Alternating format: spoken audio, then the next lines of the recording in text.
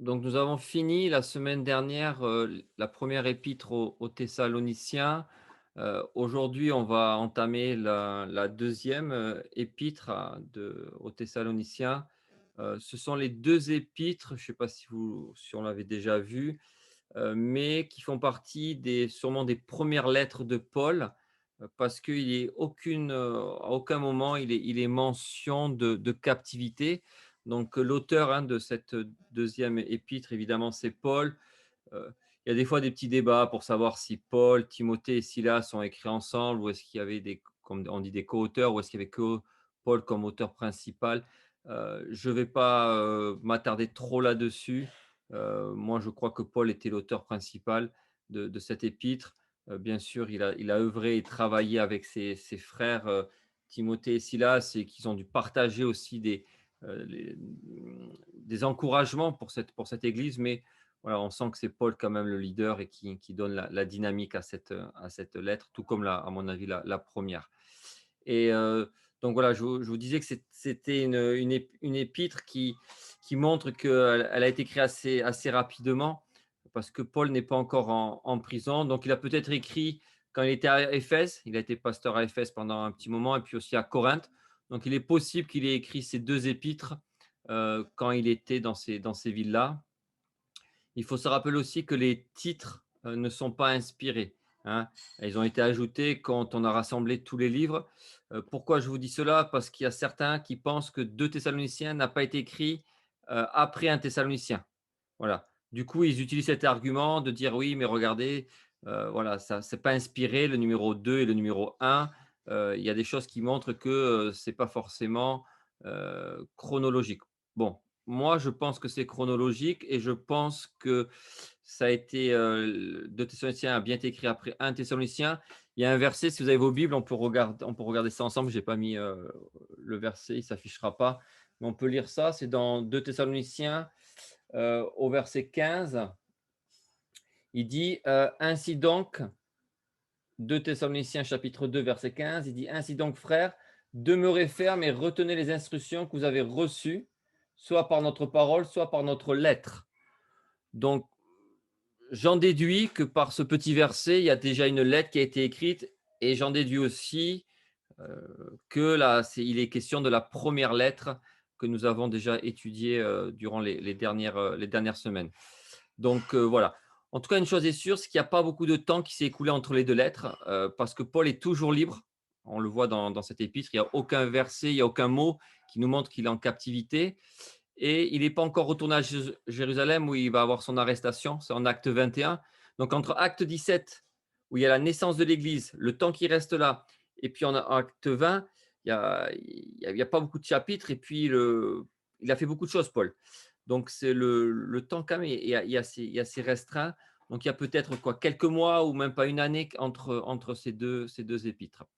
Bon, voilà, je ne vais pas prendre beaucoup plus de temps pour expliquer tout le contexte de cette ville non plus. Nino l'a déjà fait. Vous pouvez réécouter sur YouTube, hein, l'introduction de cette ville, euh, comment elle était composée, son côté social, religieux, tout ça. Je ne vais pas revenir sur tout ça.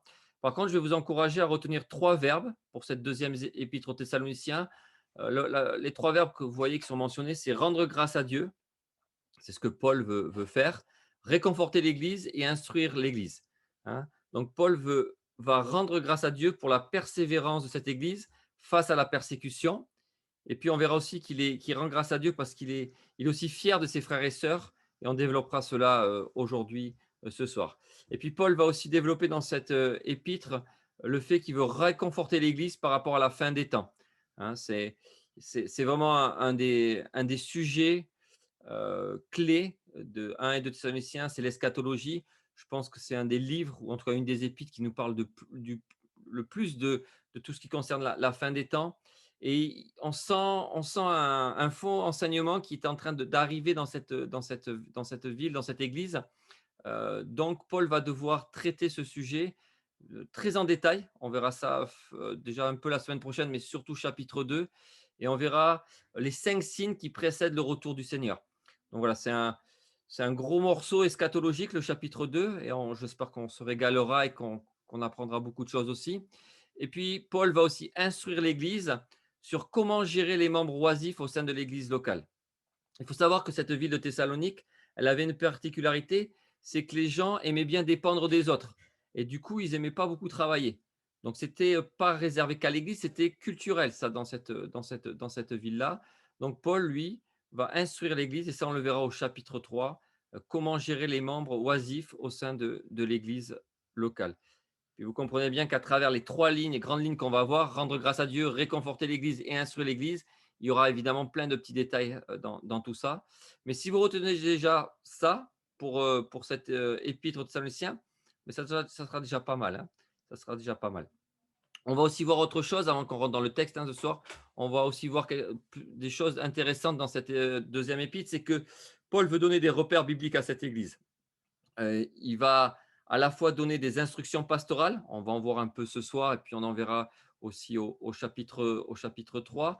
Et il va aussi faire de l'apologétique. Il va défendre des vérités bibliques. Et je crois que nos vies, encore aujourd'hui chrétiennes, ont besoin de repères bibliques, hein. Si nos repères sont autre chose que ce que Dieu dit, nous allons rester des personnes vacillantes et inconstantes dans notre marche chrétienne. Et tout simplement parce que nous sommes des êtres fragiles et nous avons besoin de repères solides. Et les repères solides se trouvent uniquement dans la parole de Dieu, hein. On parle souvent de mon peuple se perd un peu faute de connaissances, hein. Donc la connaissance de l'Écriture est tellement importante pour tenir bon. Jacques dira la même chose, hein. On voit ces hommes qui vont à droite et à gauche parce qu'ils ne sont pas ancrés dans la parole de Dieu. Donc il est important de connaître la parole de Dieu et d'avoir des repères bibliques solides. Alors ce soir, on va attaquer notre passage. C'est dans 2 Thessaloniciens chapitre 1. Nous allons voir le verset 1 à 4. Mais je vais lire jusqu'au verset 10 parce que c'est une seule phrase en grec en fin de compte. En français, ils ont mis des points, mais en grec, c'est une seule phrase. Ça a dû rendre fou les traducteurs.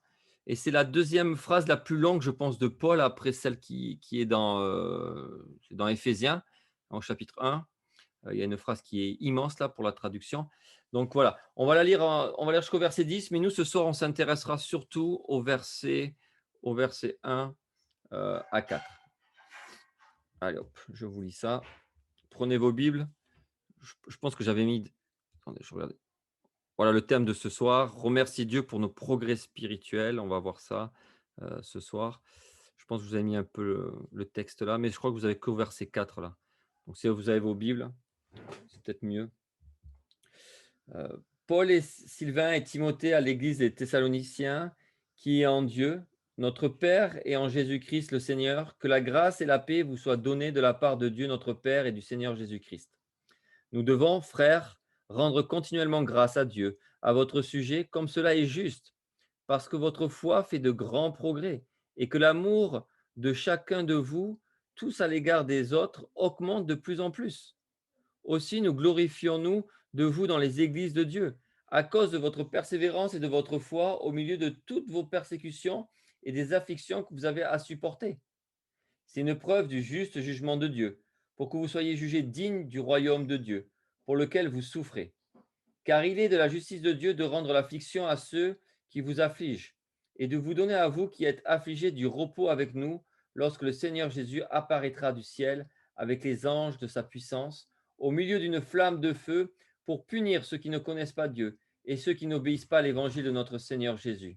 Ils auront pour châtiment une ruine éternelle, loin de la face du Seigneur et de la gloire de sa force, lorsqu'il viendra en ce jour-là pour être glorifié dans ses saints et admiré dans tous ceux qui ont cru, car notre témoignage auprès de vous a été cru. Donc voilà un peu le gros morceau, hein, de cette phrase qui a amené des petites tensions, hein, de traduction parmi les exégètes. Voilà, moi j'ai la partie la plus simple, hein, j'ai le verset 1 à 4, et puis j'ai confié la partie compliquée à Guillaume, voilà, qui se régalera la semaine prochaine avec tout ça. Voilà, mais je ne m'inquiète pas, il a déjà préparé une bonne étude pour nous la semaine prochaine. Donc nous, ce qui nous intéresse ce soir, c'est le verset 1 à 4. Donc le verset 1 à 2, je ne vais pas trop m'attarder dessus parce que C'est, similaire, à l'introduction que nous avons déjà vue dans, la première épître aux Thessaloniciens. Il y a il y a au moins une dizaine d'expressions similaires entre les 2 épîtres, hein. Vous verrez que si vous avez quelques souvenirs de la première épître, vous allez retrouver des versets qui sont assez semblables à la première. Il y a des petites nuances, on peut en regarder quelques-unes déjà dans l'introduction. Donc on retrouve nos 3 serviteurs de Dieu, Paul, Sylvain et Timothée ou Silas, hein, toujours pareil, dans la première épître. Ils sont à Thessalonique et là, ils disent: «Qui est en Dieu notre Père». Il n'y avait pas cette petite, nuance dans la première épître.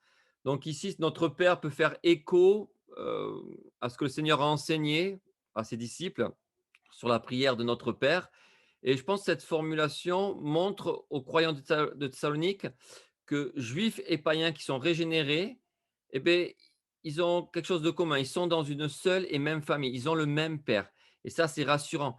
Pour nous, ça ne nous parle pas trop tout cela, mais il faut savoir qu'il y avait une grande tension entre les juifs nés de nouveau et les païens nés de nouveau, et il y avait encore des difficultés à s'accepter les uns les autres. On est au 1er siècle, ça commence juste. L'évangile, c'est tout nouveau. Il y a besoin de tout structurer, donc c'était pas très clair toute cette notion de qu'on pouvait être, pareil, avoir le même Dieu en tant que juif et païen. Donc notre Père appuie, le fait qu'ils sont d'une même famille et qu'ils ont le même Père céleste. Paul rappelle aussi que la grâce et la paix, viennent de Dieu, hein. Vous voyez ici que la grâce et la paix vous soient données de la part de Dieu. Donc, c'est Dieu qui donne cela et les Thessaloniciens peuvent se reposer sur cette vérité. Et on peut la retrouver, cette vérité biblique, qui va être réexpliquée par Paul au verset 13 du chapitre 2. Si vous avez vos Bibles, pareil, je ne l'ai pas mise, mais on peut lire ça. Pour nous, frères, bien-aimés du Seigneur, donc chapitre 2, verset 13. Pour nous, frères, bien-aimés du Seigneur, nous devons à votre sujet rendre continuellement grâce à Dieu, parce que Dieu vous a choisi dès le commencement pour le salut par la sanctification de l'Esprit et par la foi en la vérité. C'est à quoi il vous a appelé par notre évangile pour que vous possédiez la gloire de notre Seigneur Jésus-Christ. Donc voilà encore des vérités qui réconfortent le cœur des Thessaloniciens qui vivent des situations très difficiles. Ils sont éprouvés dans leur foi, mais voilà, ils peuvent se reposer sur cette vérité que c'est Dieu qui donne cette grâce et qui donne cette paix. Elle vient de lui, c'est lui qui choisit et il est libre. Il est libre dans ses choix.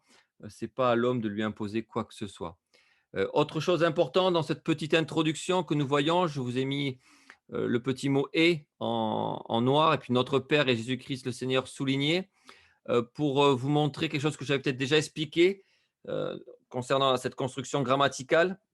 En fin de compte, c'est comme si vous aviez en Dieu 2 points, il est notre Père et il est aussi, notre Seigneur Jésus-Christ, hein. C'est pas, quelque chose, d'autre. Donc c'est pour montrer ici à 2 reprises la divinité, de Christ et que le Père et le Fils, heu, sont de même nature, de même essence, comme on dit. Ils sont Dieu, tous les 2. Voilà. Donc voilà, c'est juste des petites nuances dans cette introduction, mais je pense que c'est bon de se le rappeler, heu, aussi. Voilà. Est-ce qu'il y aurait des questions sur ces versets, 1 et 2 ou, des petites précisions que vous aimeriez faire?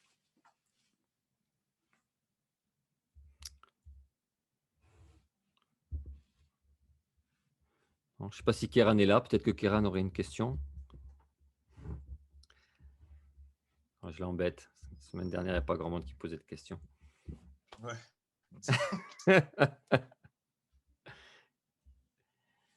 Non? Ou si? Ça va? Ouais, non, non, j'ai pas de question particulière. Tu pas de questions, ça va? OK. Ça va. Voilà. Je vous embête pas avec le grec, hein, pour je vous explique pas le pourquoi Dieu, notre Père et Jésus-Christ, c'est la même ch c'est tout est pareil, hein. Mais voilà, faites-moi juste confiance, ça ira. Sinon, vous demanderez à Benjamin, il vous fera un petit cours là-dessus. C'est bon? Allez, on passe à la suite. Hop, la suite de notre passage. Je vais le relire et puis on va retravailler ça tranquillement ensemble. Nous devons à votre sujet, frères, rendre continuellement grâce à Dieu, comme cela est juste, parce que votre foi fait de grands progrès, et que l'amour de chacun de vous tous à l'égard des autres augmente de plus en plus. Aussi, nous glorifions-nous de vous dans les églises de Dieu, à cause de votre persévérance et de votre foi au milieu de toutes vos persécutions et des tribulations que vous avez à supporter. Voilà, en français, ils ont mis un point, mais dans la langue originale, il n'y a pas de point. On devrait enchaîner avec la suite. Et voilà, ça sera pour Guillaume la semaine prochaine. Donc, si on arrive avec ce constat de Paul ici, c'est qu'il a eu des retours sur la vie de cette église locale, euh, notamment par Timothée, on s'en souvient dans le chapitre 3 de 1 Thessaloniciens, mais peut-être aussi par d'autres chrétiens, d'autres croyants qui sont revenus vers Paul et qui lui ont fait un constat un peu de cette vie de ce qui se passait dans cette église locale. Et puis là, on voit vraiment le cœur de berger qui est encouragé, je dirais, par les progrès de ses frères et sœurs en Christ. Donc là, on voit vraiment un Paul qui est dans la joie, qui est dans la joie dans ses premiers versets. Et puis, il va démontrer toute sa reconnaissance à travers la prière. Ici, on peut vraiment voir que c'est une prière. Et je pense que Paul est vraiment un exemple dans ce domaine. Je le répète, vous m'avez peut-être entendu dire ça des dizaines et dizaines de fois, mais je vous encourage à étudier et à lire et même à apprendre par cœur les prières du Nouveau Testament et notamment les prières de Paul. Vous verrez que on dira beaucoup moins de bêtises et surtout on priera selon ce que Dieu veut.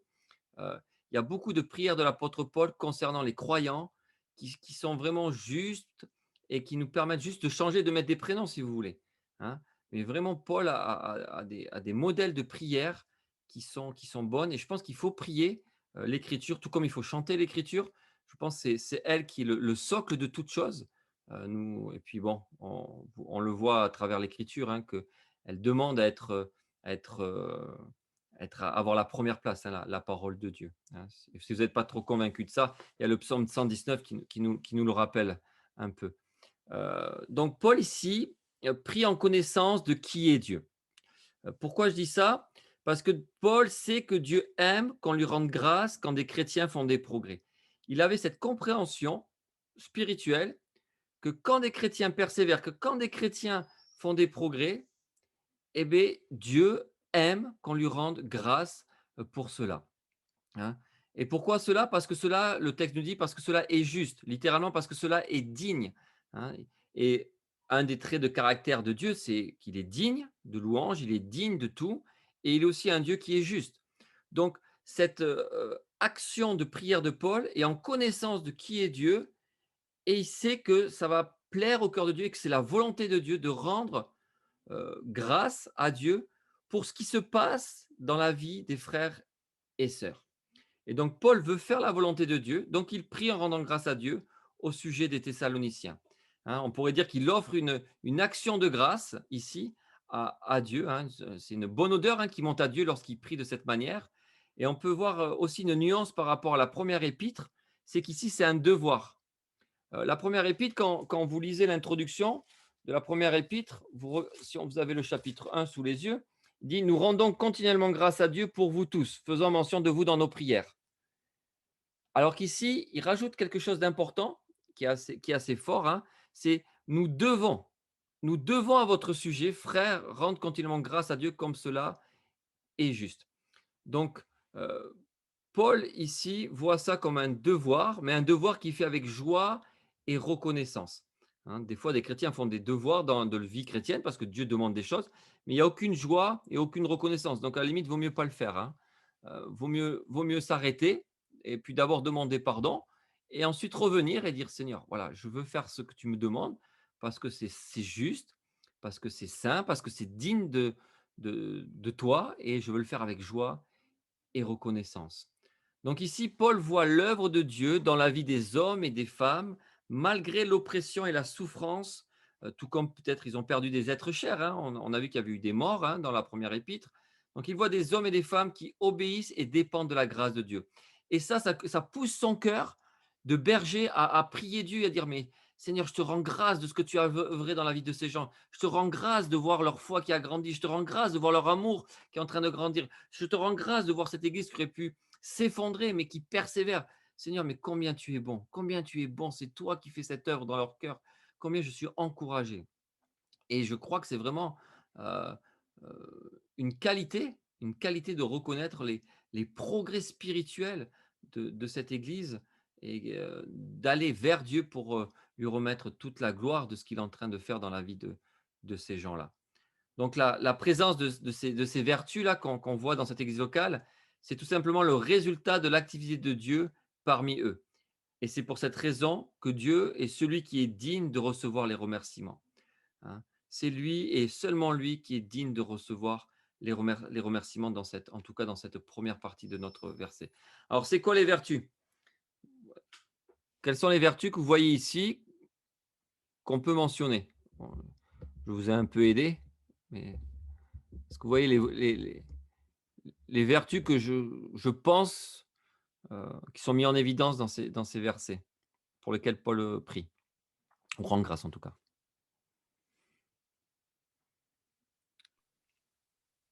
Ah, C'est connexion. vrai que tu nous as beaucoup aidé parce que tu l'as un peu mis en rouge quand même. Voilà. Je sais que c'est question un peu bateau, mais au moins de le dire, ça reste dans nos esprits. L'amour, la persévérance et la foi. Voilà. OK. Donc ça, c'est des mots clés à retenir, en tout cas ce soir. Pourquoi on peut rendre grâce à Dieu? Mais c'est quand on voit là, ces vertus qui sont la foi, l'amour, tout le monde met pas forcément la persévérance, mais je l'ai quand même mise, parce que voilà, je pense que ça reste une vertu, la persévérance. Il y a peut-être un mot qui n'est pas mentionné, mais on en parlera tout à l'heure, qui est souvent l'espérance, mais je pense qu'on peut la retrouver justement avec la persévérance, mais je toucherai un petit mot, tout à l'heure. Donc voilà les vertus ici. Donc la foi qui, grandit de plus en plus. On voit ici que Paul emploie un verbe qu'on ne retrouve qu'ici dans le Nouveau Testament. Donc je ne peux pas donner plus d'informations sur ce mot-là. J'ai cherché, mais je ne peux pas en dire plus. C'est juste une forme intensive de grandir. C'est une idée de croissance, hein. Il y a une croissance. L'amour, ici, on voit qu'il augmente ou abonde en fonction des traductions. Et puis, on voit la persévérance, voilà, que moi j'associe avec l'espérance aussi, parce qu'il est compliqué. Sans espérance, pas de persévérance, hein. Voilà, on voit l'espérance dans la première épître. Bon, elle n'est pas mentionnée, mais ce n'est pas très, très grave.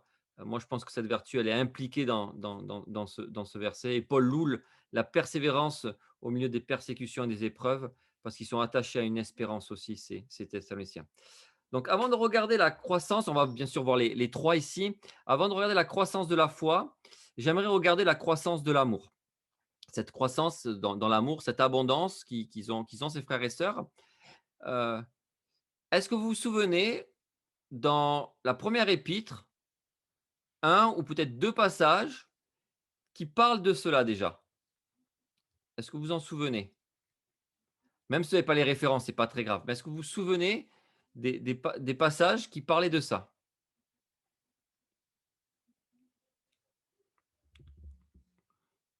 Est-ce que vous pourrez paraphraser peut-être si vous vous en souvenez? Dans le chapitre 1, où il parlait de le travail de votre amour. Oui.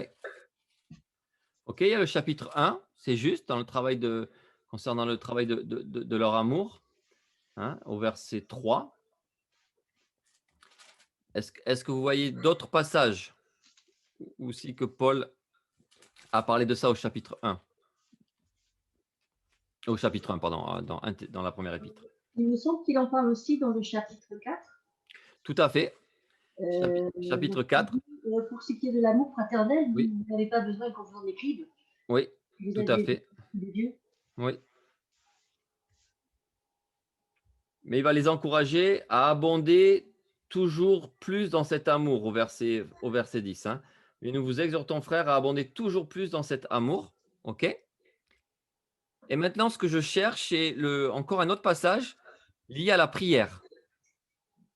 Toujours pareil, dans 1 Thessaloniciens aussi, il y avait un passage lié à la prière,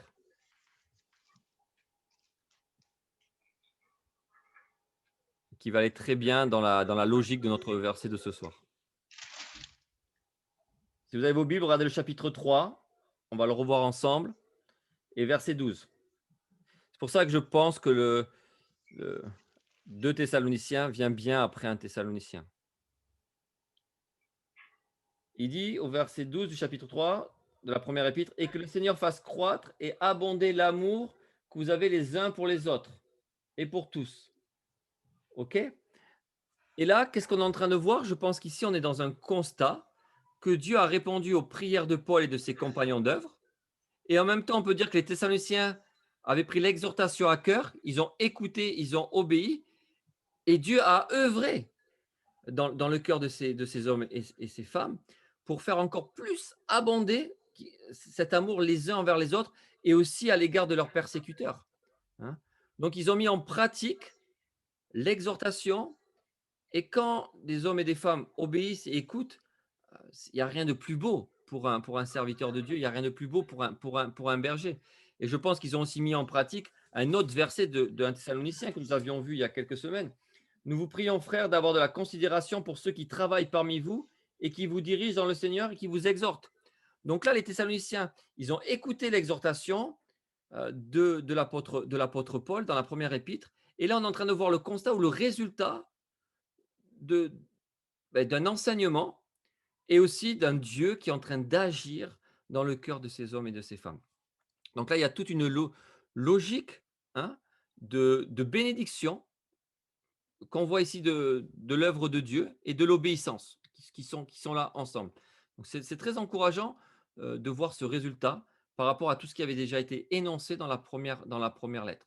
Donc une église exemplaire, hein, vraiment, une église exemplaire dans ce domaine. Et je pense que quand nous voyons cela, ça devrait nous encourager à nous arrêter, à remercier aussi Dieu pour son œuvre dans la vie des croyants.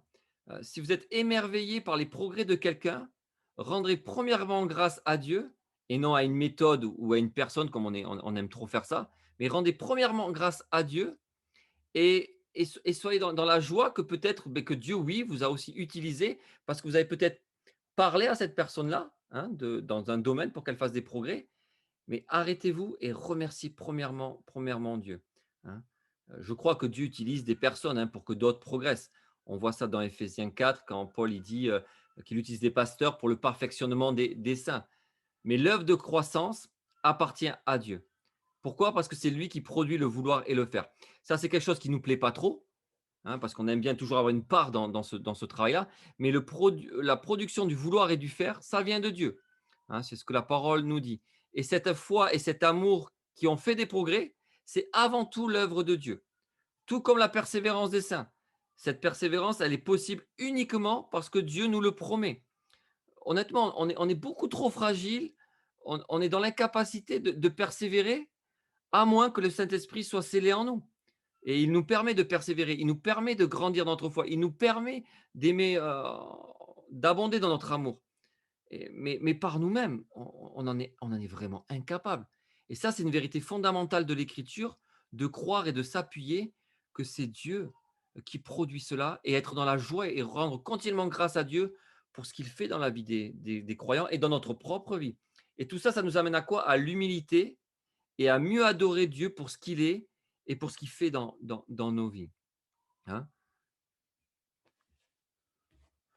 Bon, on va revenir à la foi. On a touché un peu l'amour là, mais on revient à cette foi qui a fait aussi des progrès. Donc, je viens d'affirmer que c'est Dieu qui produit cette croissance dans la foi et l'amour.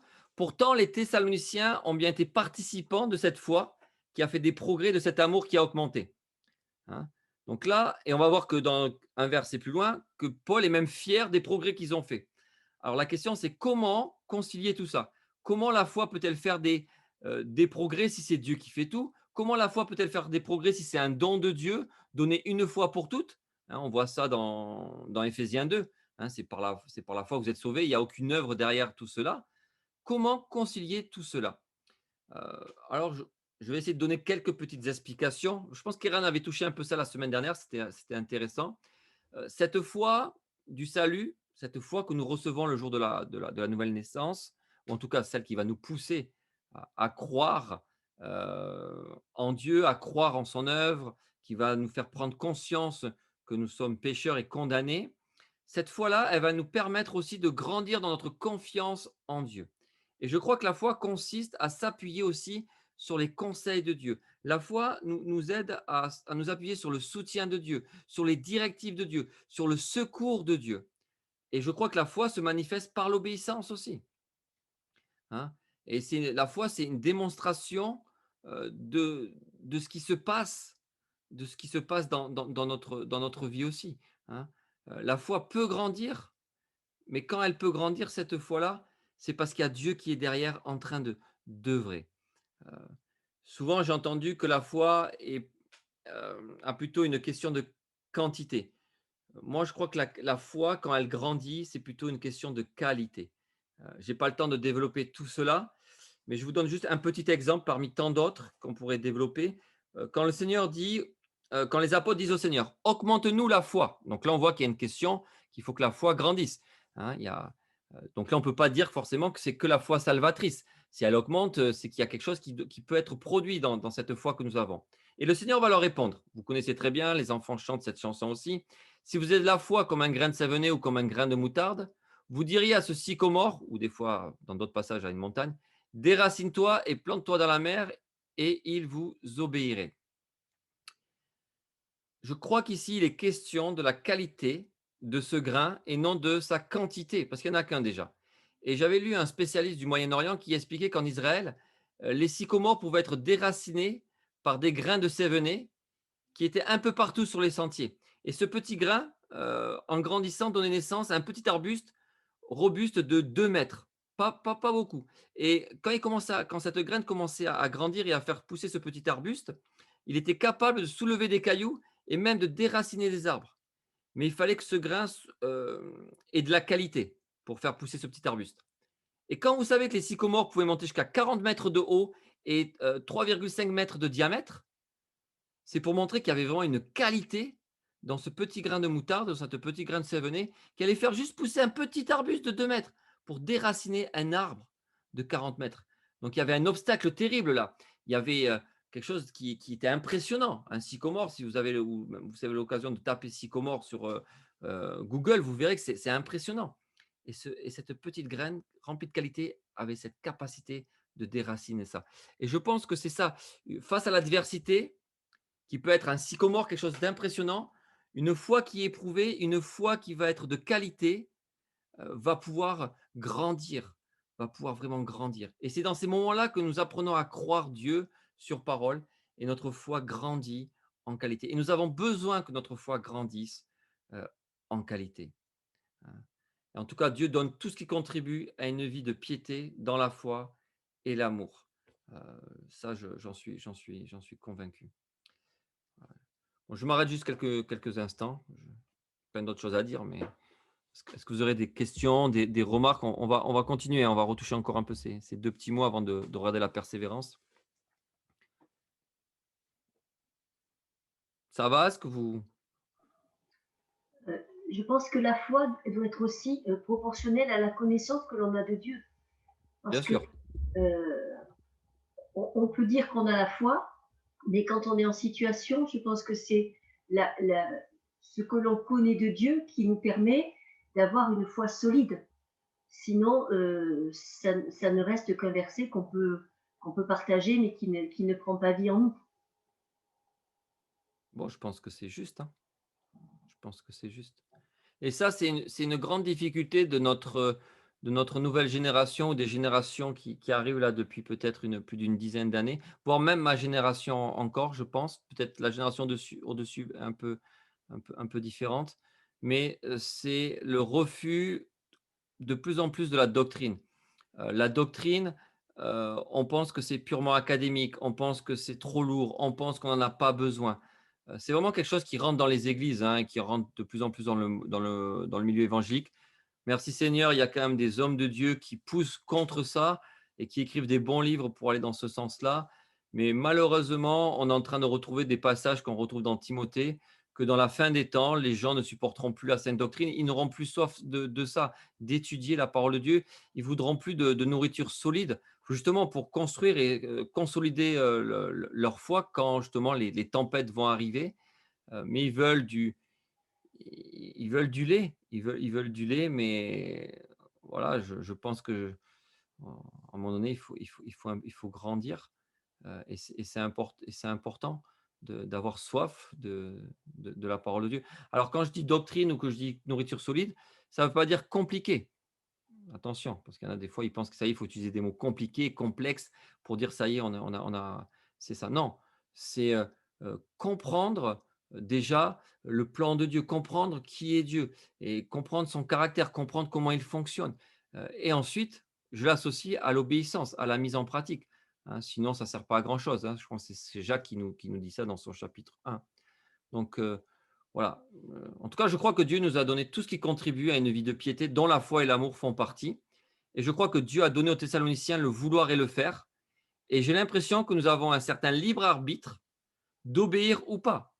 Je ne dis pas que nous sommes des êtres libres, mais que nous avons la possibilité de faire des choix dans un cadre déterminé par Dieu qui s'appelle la régénération.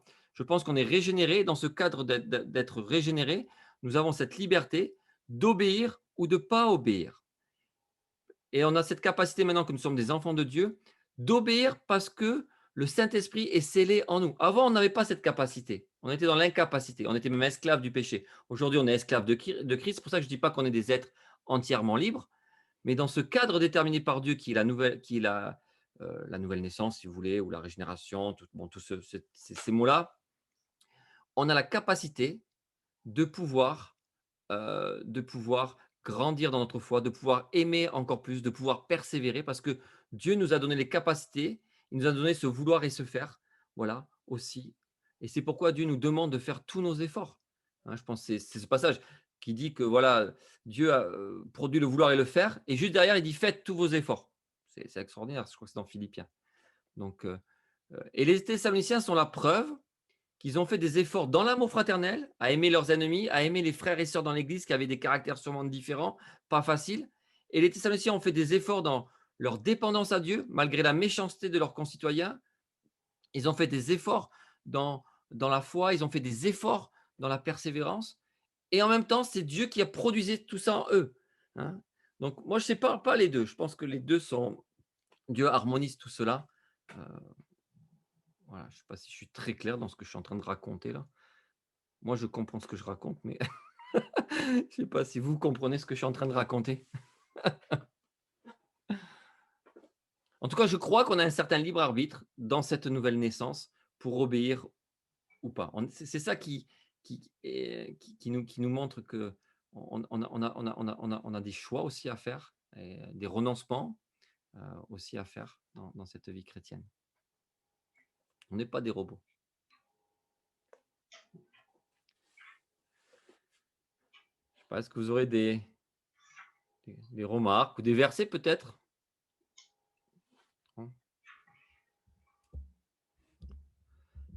Allez, on touche la partie peut-être un peu compliquée de ce passage qui peut venir un peu… on peut ne pas trop comprendre pourquoi Paul dit ça, mais surtout avec ce qu'on vient de voir en amont. Il dit « Ainsi nous glorifions-nous de vous dans les églises de Dieu ». Littéralement, c'est même le mot peut-être se vanter. Moi, je préfère traduire par le fait d'être fier d'eux. C'est un mot qui ne revient pas souvent, donc c'est compliqué à faire toute une explication de ce mot. Mais ici, il faut comprendre plutôt dans le sens que autant Paul remercie Dieu de ce que Dieu a fait dans la vie des Thessaloniciens, autant il est conscient des efforts spirituels des Thessaloniciens. Et c'est pour ça que je vous parle que c'est Dieu qui produit le vouloir et le faire. Mais quand on est né de nouveau dans ce cadre-là, on a aussi cette liberté de pouvoir choisir le bien ou choisir de faire aussi le mal, malheureusement. Mais nous sommes enclins à pouvoir faire plus le bien que le mal quand même, parce que l'Esprit de Dieu vit en nous et qu'on n'est plus esclave du péché. Et donc, Paul est en train d'être reconnaissant que ces Thessaloniciens se laissent diriger et font des efforts spirituels pour plaire à Dieu. Et Paul est tout simplement heureux de voir ces hommes et ces femmes grandir dans cette stature parfaite de Christ. Et là, je vois vraiment dans nous glorifions, nous, de vous dans les églises de Dieu, c'est que voilà, on a de la joie à voir. Il leur dit aux Thessaloniciens de ce que vous êtes en train de vivre, c'est beau. Et vous êtes même un exemple à imiter pour les autres églises. Et je dirais que le but de cette fierté est pour fortifier les Thessaloniciens, à ne pas relâcher, à persévérer. Hein, voilà, c'est bien ce que vous avez fait. Continuez, ça nous donne beaucoup de joie. Et voilà, je suis content de tout cela.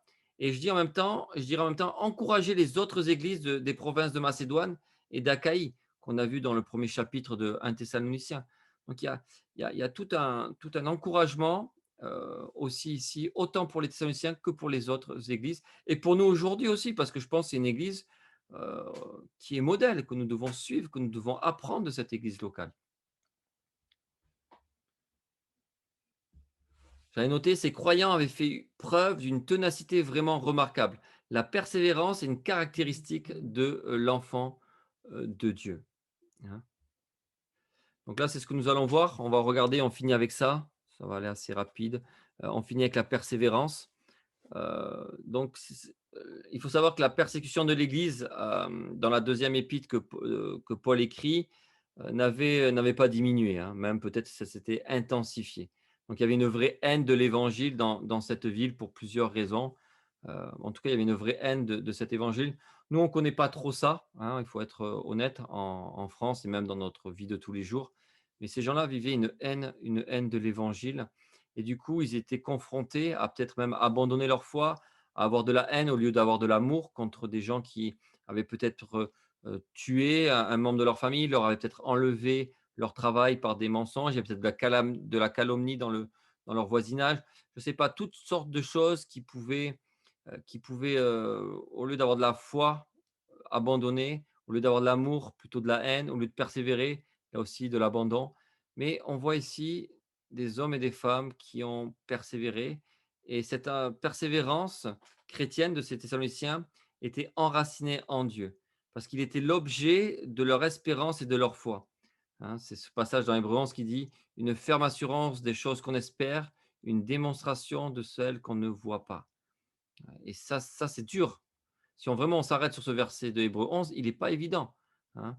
Espérer dans des choses qu'on ne voit pas, s'accrocher à l'éternité où nous avons des fois du mal à la concevoir, c'est pas évident. C'est pour ça qu'il faut encore plus étudier la parole pour être encore plus imprégné de l'éternité.